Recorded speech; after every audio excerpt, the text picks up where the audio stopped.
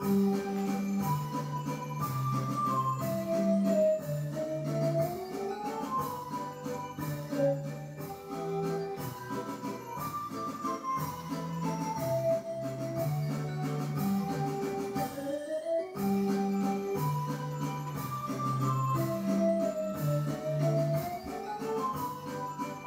à votre avis, je suis dans la boîte? Comme les clowns à l'ancienne? Devinez, devinez!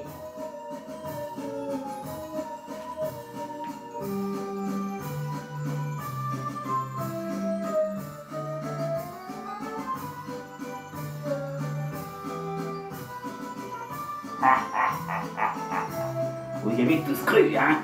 Vous avez cru que j'allais être le clown? Qui allait être à l'intérieur? Peut-être une autre fois, je ferai un tour de magie comme ça. Peut-être un jour. Alors, si je fais cette vidéo ce soir, c'est parce que c'est une vidéo bonus. Et oui, et la vidéo bonus, qu'est-ce que c'est? Eh ben, pour moi, c'est... Alors, il faut que je cherche. Alors, il y a quoi là-dedans? Il y a quoi là-dedans? Ah, un masque de mon copain. Ouais. Quoi, peluche Totoro. C'est vieux. Peluche des années 2000. Me to you. Lidl, vous connaissez peut-être? Ah, moins que... Et voilà, ça y est, je l'ai trouvé. Souviens-toi, l'été dernier 3. Eh oui, je savais que je l'avais dans ma collection, mais il fallait que je la retrouve. Eh oui, donc ce soir c'est une vidéo bonus où je vais vous montrer des images de Souviens-toi l'été dernier 3. Eh oui, vous vous souvenez, dans la précédente vidéo, je vous avais dit que je l'avais dans ma collection, mais que je ne l'avais pas retrouvée, et pourtant j'étais sûr de l'avoir. Et en fait, je l'ai trouvé. Alors, il faut savoir que ce Souviens-toi l'été dernier 3 est très différent des deux opus que vous connaissez déjà. Et oui, et d'ailleurs, quand ils ont fait ce troisième opus, ils ont voulu faire un petit côté un peu, comment dire, fantastique, horreur, voilà, d'un personnage surnaturel. Eh oui, l'homme à la cire et au crochet qui est surnaturel. Alors pourquoi pas? Pourquoi pas? Ça change des tueurs en série qu'on connaît d'habitude, hein? Voilà. Donc, là, ils ont voulu faire un style un peu différent. Voilà. Donc, je vais vous laisser le petit générique. Et on se retrouve tout de suite après, les amis. Pendant que moi, je vais placer...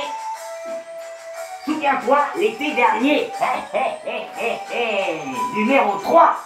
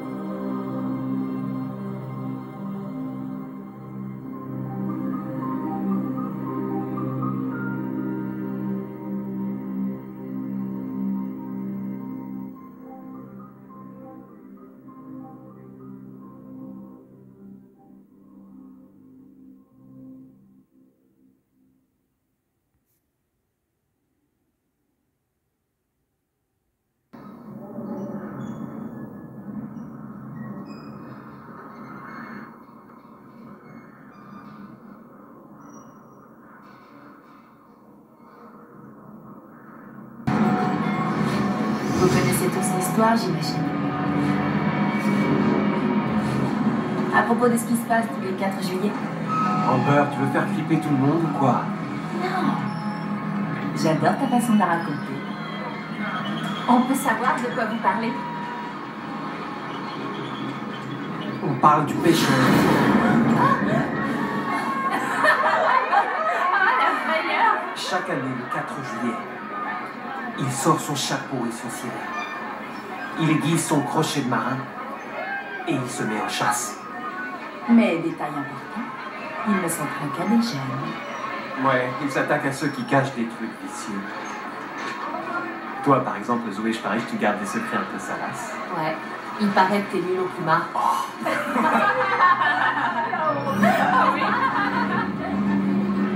Le 4 juillet, attention.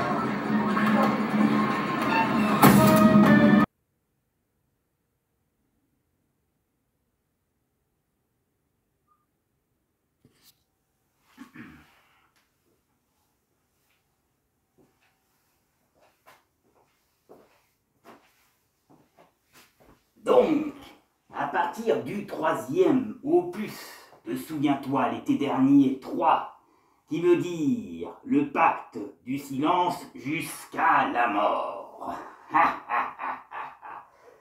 devient donc une légende urbaine.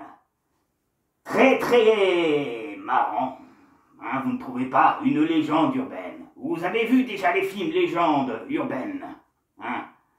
Et ben voilà. Dans Souviens-toi l'été dernier 3, même si c'est pour moi un petit clin d'œil à Urbaine Légende, et ben voilà, dans ce 3e opus, et ben donc, il se passe que notre tueur habillé en cire de marin plus un crochet devient une légende urbaine. Eh oui.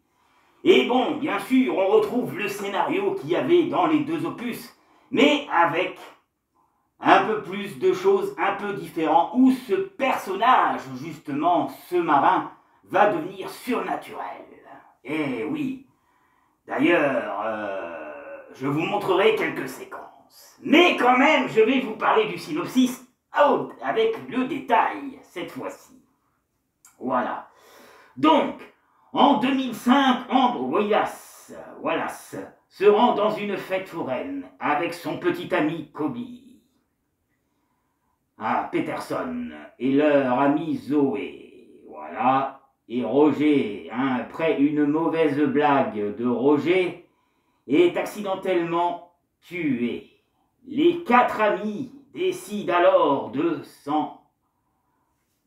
Hop. Du mal à lire, on dirait, hein. Alors, les 4 amis décident alors de taire ce tragique événement au risque de... On va avancer. Hop. De voir leur amitié prendre fin. Un an après, Ambre découvre une stupeur et de stress, que Kobe ne poursuit plus ses études à la fac et préfère reprendre son travail en tant que maître nageur. Plus tard, Ambre découvre 50 nouveaux messages sur son téléphone portable qu'elle n'a pas lus et qui disent « Je sais ce que tu as fait l'été dernier ». Voilà. Ensuite, elle rend alors visite à Zoé, avec qui elle avait coupé tout contact depuis l'accident. Eh oui. Zoé, qui n'a pas apprécié cet éloignement, semble s'en moquer. Voilà. Le lendemain, les 2 femmes partent à la recherche de Roger. Ce dernier prend peur en voyant le message et avoue qu'il n'a rien à voir avec tout cela. Même chose pour Kobe, qui reçoit à son tour un message inquiétant plus tard. Ambre, qui fait du VTT, s'arrête pour photographier l'orage approchant, Quand elle se retrouve, quand elle se retourne, elle constate que quelqu'un a bousillé les pneus de son vélo. Elle trouve refuge dans une gare télécabine où elle trouve un technicien qui la fait descendre en plein air. Elle est soudainement attaquée dans la télécabine par le tueur en crochet et disparaît comme le vent. Bizarre quand même, hein? Ensuite,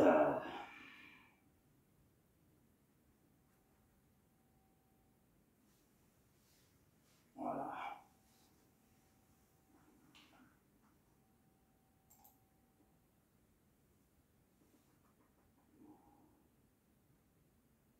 Ensuite, voilà.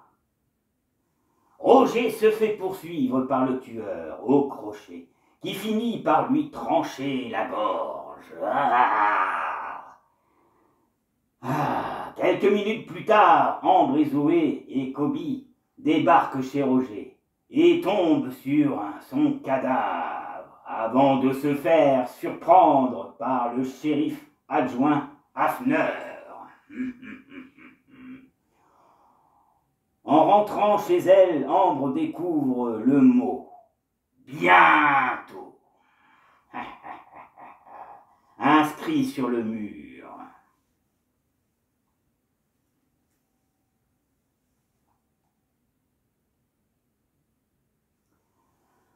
Le trio pense que c'est le shérif Davis, qui était donc le père de celui qui est mort, bien sûr. Et derrière tout ça, et cherche à faire peur aux jeunes. Kobe se fait agresser à la piscine à son tour. Zoé se fait agresser chez elle. Et Lance, un ami du trio, se fait taguer sur sa moto « Je sais ». Le lendemain était le 4 juillet et propose de s'enfuir. Mais Zoé refuse et préfère jouer avec son groupe. Et les autres acceptent d'insister à son concert et partir ensuite. Voilà. Pour la suite, au détail. Voilà. Après la chanson de Zoé, cette dernière ainsi que Lance, Ambre, se fait attaquer par le tueur. Zoé est séparée du reste du groupe. Et ensuite... et se fait tuer. Le shérif Davis découvre le corps de la pauvre femme et se fait tuer à son tour. Ambre téléphone à Kobe pour lui apprendre la terrible nouvelle. Quand celui-ci se fait poursuivre par le tueur qui finit par le tuer et en sortant, il tombe sur le shérif adjoint Afla qui leur avoue de connaître leurs secrets qu'ils voulaient donc cacher concernant ce qui était prévu.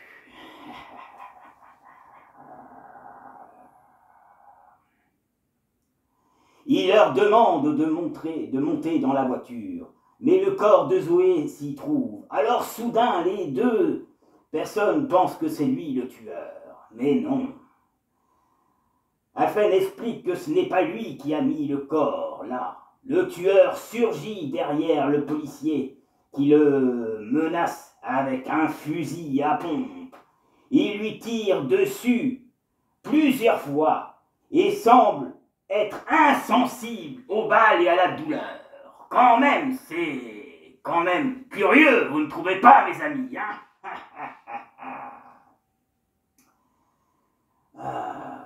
Ce dernier empale le policier pendant qu'Ambre et Lance forcent en voiture sur lui. Voilà, ils foncent sur lui, sur la voiture. En fait, ils prennent la voiture, pardon, je veux dire, ils prennent la voiture et foncent sur le tueur. Voilà. Le tueur s'effondre et soudain se relève comme quelque chose d'étrange, de mystère, de surnaturel. Et à nouveau, il les poursuit. Et il est donc invincible aussi à la douleur, même s'il se fait écraser. Eh ben dis donc, c'est un gros tueur celui-là, hein. Ensuite.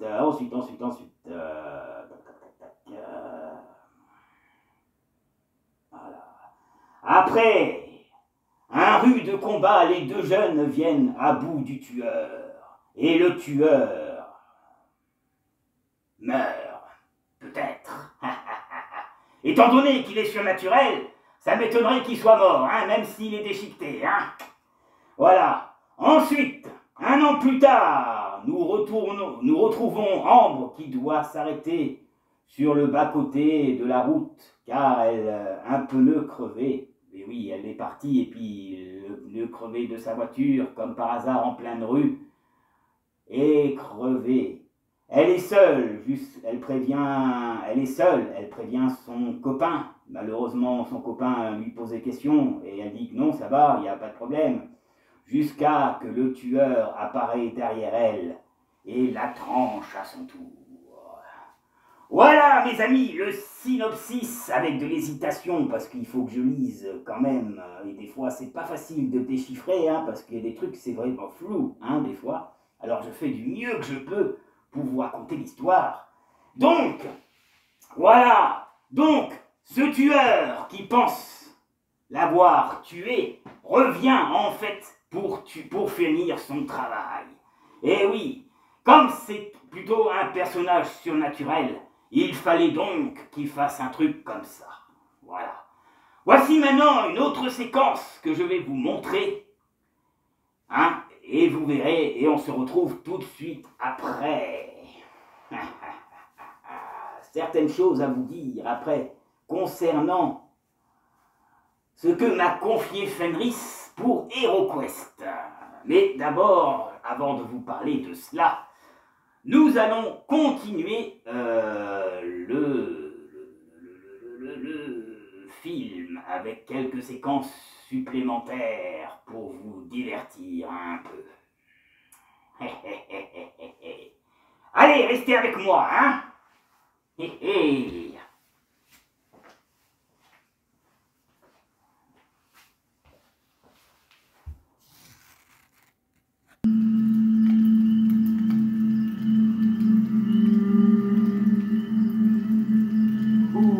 Ou si on faisait tout simplement rien, hein? Le futur prix Nobel apparaît. Vous, je sais pas, mais moi j'ai l'intention d'aller à la fac. Tous les jeunes d'ici veulent se tirer de ce trou perdu. Toi, tu rêves de faire la première partie des Stones. Va te faire voir. Tous les gens présents à cette fête foraine croient que c'est un cinglé en ciré qui a fait le coup. Laissons-les tranquillement colporter cette histoire. Si on va à la police, qu'est-ce qui se passera? Le père de Pidgey ne fera pas de cadeau.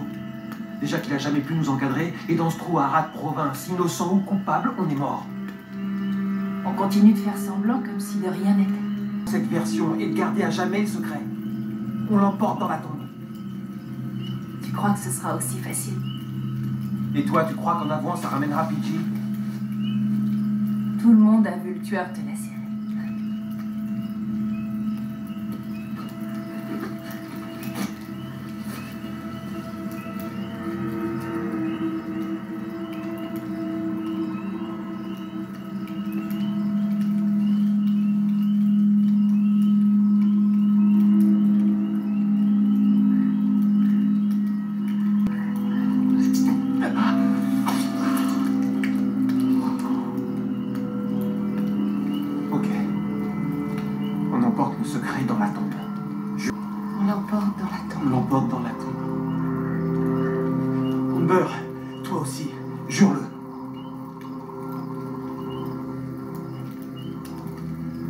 On emporte le secret dans la tombe.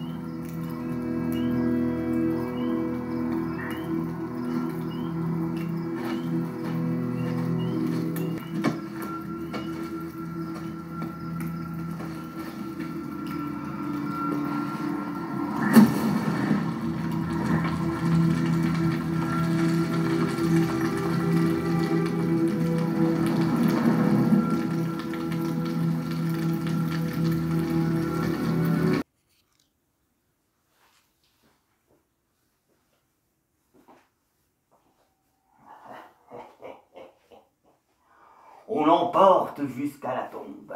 Ah là là, ces petits jeunes, alors. Hein? Alors, vous allez m'expliquer, ils font un serment. Et vous avez vu, on dirait qu'ils font un rituel autour de ce feu. Le mec, il prend carrément le crochet, pas de notre tueur, mais le crochet qu'il avait acheté sur Internet pour faire jouer un peu la légende, et décide alors de se couper et de verser le sang, comme s'il devait faire une promesse sur le sang. Alors, on va se demander alors pourquoi ils font ça. Et pourquoi le tueur, ciré au crochet, revient et est pratiquement immortel. Alors, dans le film, ils n'expliquent pas comment ce personnage surnaturel intervient. C'est vrai qu'ils n'ont pas donné de détails là-dessus. Alors, moi j'ai ma petite théorie. Quand ils sont allés en forêt, à côté d'un cimetière, parce qu'il y a un cimetière qui est pas loin, et qu'ils ont fait un petit feu, et que le mec, il s'est tailladé pour le sang, et après brûlé le machin, je pense que c'est à partir de là que le personnage à la cire, avec le crochet, est apparu en forme de mort-vivant peut-être, ou de revenant. Voilà. Voilà, ça c'est ma théorie. Car c'est vrai que quand on voyait le film, on ne vous théorise pas là-dessus. Alors, moi, je vous donne ma théorie. Voilà. Donc, maintenant, je vais vous montrer une autre séquence avec le tueur qui intervient. Vous allez donc voir le tueur, à quoi il ressemble. Et c'est vrai qu'il n'est pas joli à voir. Mais vraiment pas du tout joli à voir. Voilà. Après, bon, la fin, vous savez comment ça se termine. Hein. Finalement, il va rester que le gars qui va vivre à la fin. Mais on sait très bien qu'il sera poursuivi quand même par ce tueur qui revient d'outre-tombe pour finir donc ce qu'il a commencé. Voilà. Voilà, c'est un peu différent des deux premiers, en respectant un petit peu ce qui s'est passé dans les deux opus. Voilà, donc maintenant, voici la séquence que je vous montre. Je vous montre une autre séquence. Et après, on se retrouve. Restez avec moi, mes amis.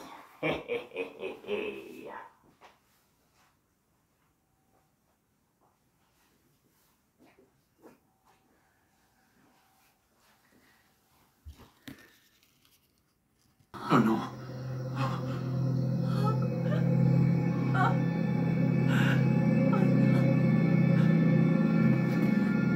Recule. C'est toi! On l'a mise dans la voiture, c'est pas moi. Recule-toi.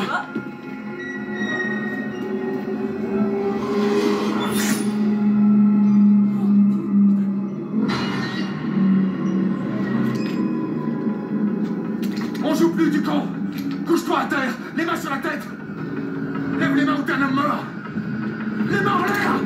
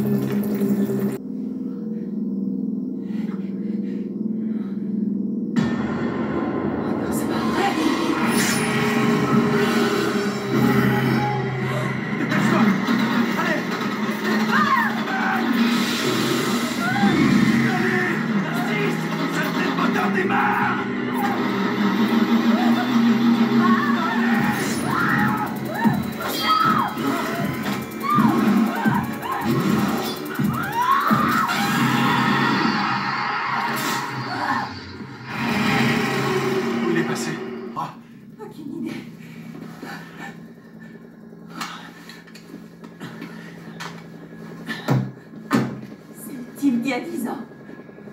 Celui qui a tué tous ces jeunes. C'est pas un être humain. C'est le tueur de la légende. Il a pris corps. C'est impossible. Pidgey est mort, c'était notre faute et on n'a rien dit. Il n'est pas invincible. Ce truc est efficace. Ça suffit, on va se livrer au... Réfléchis un peu, tu crois vraiment qu'on va nous croire?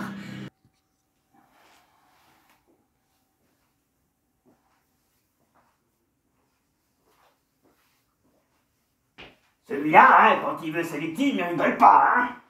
Vous avez vu, il résiste au fusil à pompe, il résiste à tout, ce monstre.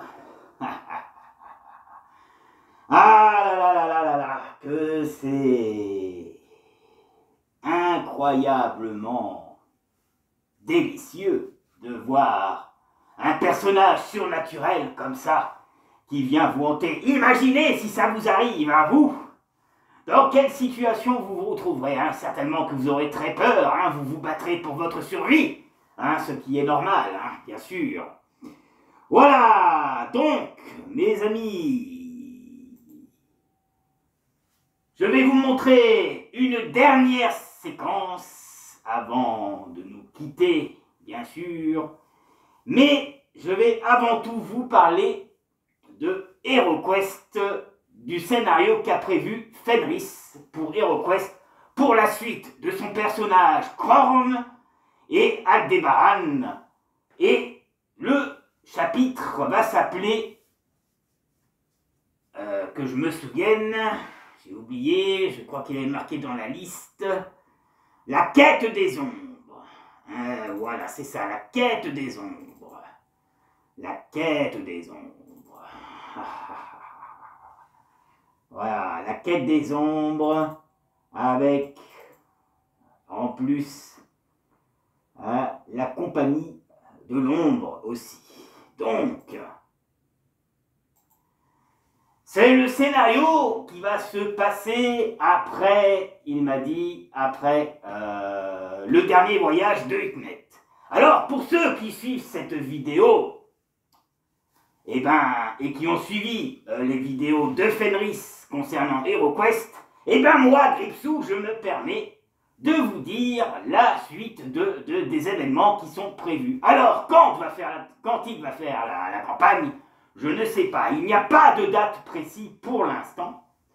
Mais, voilà, il a estimé que il y avait eu pas mal de vues, hein, pour le jeu HeroQuest, et donc, ça l'a motivé. Et moi, ça me motive encore plus, hein, quand il s'agit des ombres, de la quête des ombres, hein, peut-être que je participerai, je verrai. Et ça a motivé pour faire peut-être quelques autres vidéos qui suivront. Mais on n'en est pas là. Ce soir, avant tout, c'était surtout pour parler de Souviens-toi l'été dernier 3. Voilà, que je vous recommande quand même. Maintenant, je vais vous montrer une dernière séquence. Et nous nous quitterons en musique, comme d'habitude, et certainement que je vais vous montrer quelques pages de la prochaine campagne d'HeroQuest. Et après, nous nous quitterons. Mais d'abord, nous allons finir avec Souviens-toi l'été dernier, 3, pour la dernière séquence. Et après, je vous montrerai quelques photos que Fenris a choisies pour le prochain HeroQuest à l'ancienne. Voilà, mes amis. Allez, restez avec moi. On se retrouve tout de suite, après. Pour quelques minutes peut-être, quelques secondes, on verra. Allez, je vous laisse avec la petite dernière séquence. Et après, je vous montrerai, après la dernière séquence, justement, le scénario et quelques photos qu'il a prévues pour le prochain HeroQuest. Allez, mes amis, ne quittez pas.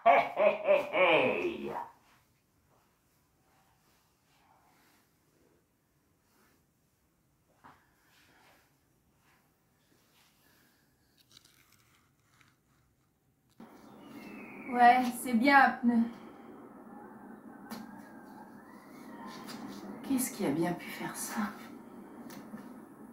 Y a quelqu'un qui peut te filer un coup de main?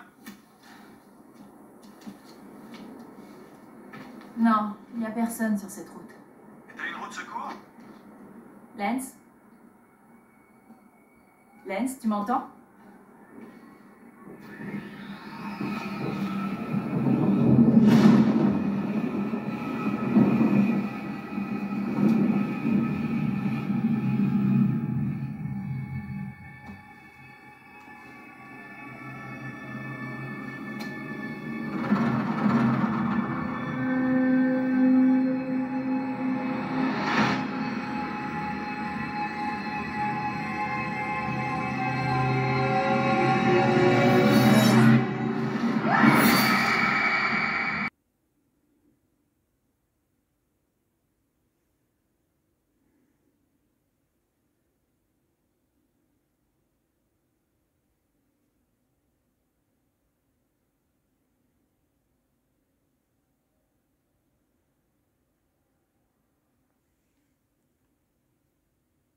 HeroQuest, la campagne de l'ombre.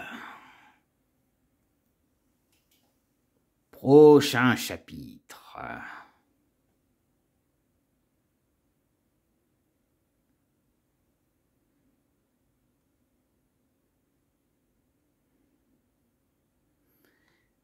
Sophédras et son armée de ténèbres.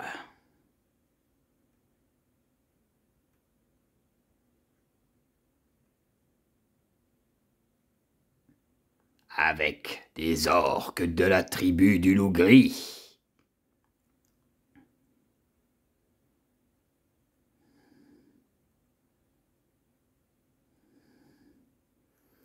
Et la grande cité franche de Cadvalon.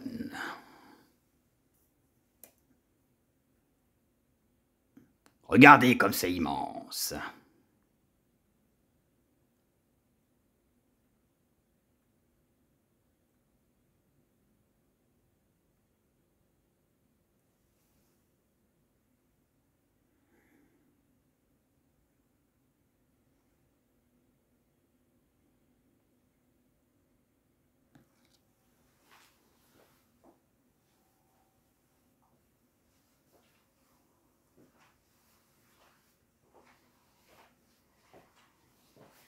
Et voilà, mes amis. Voilà donc la prochaine campagne qui arrivera sur les aventures de Khorne Aldebaran pour HeroQuest. Voilà. Donc j'ai fait un peu de pub et voilà, il y aura certainement une vidéo que Fenris sortira ou que moi je sortirai pour vous présenter un petit trailer éventuellement de ce prochain scénario qui risque d'être pimenté pour ceux qui adorent les jeux de plateau à la HeroQuest, voilà. Et donc, voilà, donc dans les contes de la crypte de Gripsou, hein, les petits contes de la crypte de Gripsou, je veux dire, j'oublie toujours le mot petit en ce moment, eh ben on fait du film d'horreur, on parle un peu de jeux, de figurines, et voilà, j'espère que cette vidéo vous aura plu, mes amis. Alors, aux dernières nouvelles, j'ai vu que j'avais un abonné qui est parti. Alors, je sais pas qui tu es. Si tu es parti, ben écoute, hein, c'est pas grave, hein. Tu avais peut-être tes raisons, ou peut-être ce que je faisais ne t'intéressait pas forcément, car j'ai une petite idée de qui c'est. Car la personne, je crois, qui s'était abonnée, aimait le jazz et voulait donc voir le concert de jazz que Fenris avait filmé. Si bien sûr tout ce qui est catégorie film, d'épouvante, fantastique, série et les jeux de plateau ne te convient pas, eh ben ce n'est pas grave, je t'en veux pas si tu as quitté Fenris TV, que tu t'es désabonné, tu avais certainement d'autres raisons, hein, mais c'est pas grave, je ne t'en veux pas. De toute façon, moi, je continuerai à vous divertir, mes amis et mes abonnés qui sont fidèles à mon poste, qui sont fidèles avec moi, pour vous distraire. Et j'espère très très vite que je ferai un live pour qu'on puisse partager, parce que c'est vrai que vous me regardez à travers mes vidéos, mais je n'ai pas encore fait de live et je suis en train de me dire qu'il serait peut-être temps que j'en fasse pour vous rencontrer et discuter avec vous. Hein, donc certainement que je m'organiserai pour ça. Voilà. Bon, sur ce, mes amis, je vous dis à la prochaine, pour les petits contes de la crypte de Gripsou et de Fenris TV. Bien sûr, j'ai toujours prévu de faire Evil Dead, ça vient petit à petit, il y avait pas mal de choses à faire quand même avant. Et donc voilà, je crois que j'ai fait le tour de tout ce que je voulais vous dire. Encore merci d'être resté jusqu'à la fin de la vidéo. Encore merci à vous, mes abonnés, mes amis, de me soutenir. Mettez des pouces, laissez des commentaires, hein, ça m'arrange, ça m'aide. Et voilà, et bien sûr, si vous voulez voir pour les fans de jeux de plateau, je vous invite, mes amis, à aller voir Toujours Plus Jeux, Toujours Plus Live, voilà, et bien sûr, Dark et les jeux, et bien d'autres partenaires qui sont à moi, à lesquels je suis abonné, que je connais, qui sont abonnés. Et voilà, c'est allez voir par curiosité. Et voilà, je pense que j'ai fait le tour. Allez, on se quitte en musique avec des photos. Merci et bonne fin de soirée à tous. Et surtout, faites de super cauchemars. Salut!